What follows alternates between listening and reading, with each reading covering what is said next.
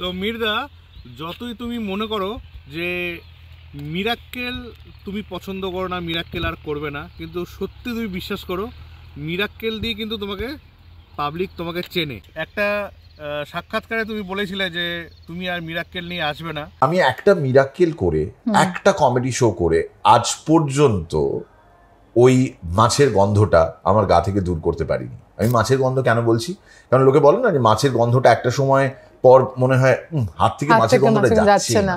আমার ক্ষেত্রে, আমার ক্যারিয়ারের ক্ষেত্রে এই কমেডি শোটা একটা ওই স্ট্যাম্পের মতন হয়ে গেছে যে আমি যাই করি না কেন লোকে আমাকে ওই কমেডি শো এর সঙ্গে ইকুয়েট করে। গতকাল আমি বাজার করতে গেছিলাম, ঠিক আছে, বাজার করতে গিয়ে যেটা আলোচনা হচ্ছিল, কেউ কিন্তু তোমার ব্যান্ডেজ গ্রুপের কোনো আলোচনা করছিল না।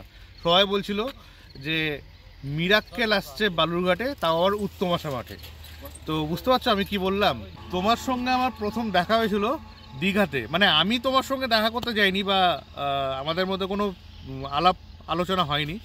তুমি ছিলে, আমরা যে ঘরে ছিলাম তার পাশের ঘরে, একটা কনসার্টের জন্য এসেছিলে, আর একই হোটেলে আমরা উঠেছিলাম। এখানে প্রথম দেখা তোমার সঙ্গে। তো দ্বিতীয় দেখা হলো গতকাল তুমি এসছিলে বালুরঘাটে একটা কনসার্ট করতে, মানে অল বেঙ্গল একটা ট্যুর করছো, সেই ট্যুরের জন্য তুমি বালুরঘাটে এসছিলে। আর সেখানেই তোমাকে অনেক দিন পর কাছ থেকে দেখলাম।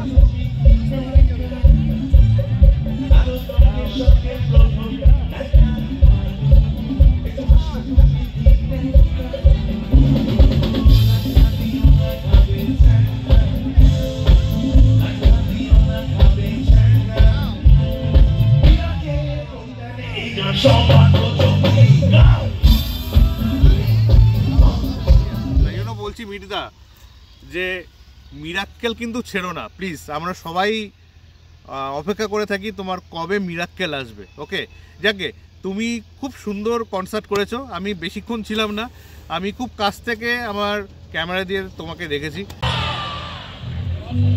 সকালবেলা এর প্রত্যেককে যে প্রশ্নটা করেছিলাম সেটা তোমাদেরও করছি। মাঠ আগে না ঘাট, মাঠ আগে না ঘাট? গাড়ি গেল দিনটা রেখেছে। আমরা আসার সময় ভাবলাম সর্ষের মধ্যেই যখন ভূত, একটু সর্ষে খেতে ঢুকে ভূত খুঁজে বার করা যায়। মনটাটা আর একটু বাড়াবে, একটু হালকা আর একটু দিতে দেবে। যদিও যাবো ধাক্কা খেয়ে আবার গিয়ে ফিরে আসছে। কেমন আছেন দিদা?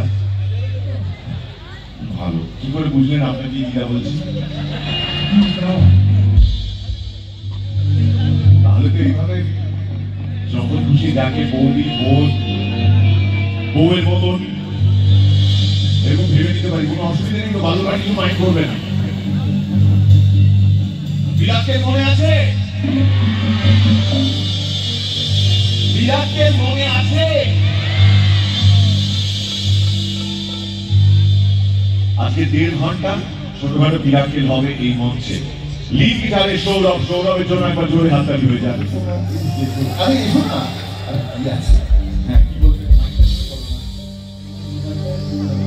ও আমার ভোকালটা কিবোর্ডে মারবে, ও কিবোর্ডে বলতে আসে। ওর নাম কিবোর্ড নয়, যেটা বাজাচ্ছে ওটা কিবোর্ড। ওর নাম কিবোর্ড।